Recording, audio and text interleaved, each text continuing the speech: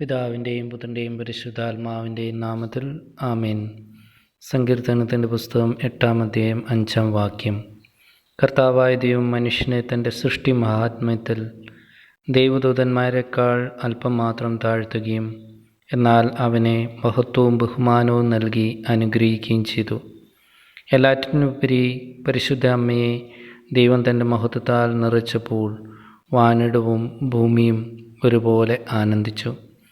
നമുക്ക് നമ്മിൽ ലഭിച്ചിരിക്കുന്ന കൃപകളെയും അനുഗ്രഹങ്ങളെയും കുറിച്ച് ബോധ്യമുള്ളവരാകാൻ പരിശുദ്ധ അമ്മയുടെ മാധ്യസ്ഥം തേടി പ്രാർത്ഥിക്കാം.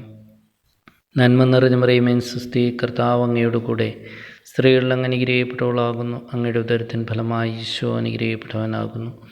പരിശുദ്ധ മറിയമേ തമ്പുരാൻ്റെ അമ്മേ, പാപികളായ ഞങ്ങൾക്ക് വേണ്ടി ഇപ്പോഴും ഞങ്ങളുടെ മരണസമയത്തും തമ്പുരാൻ്റെ അപേക്ഷിച്ചുകൊള്ളണമേ. ആമേൻ.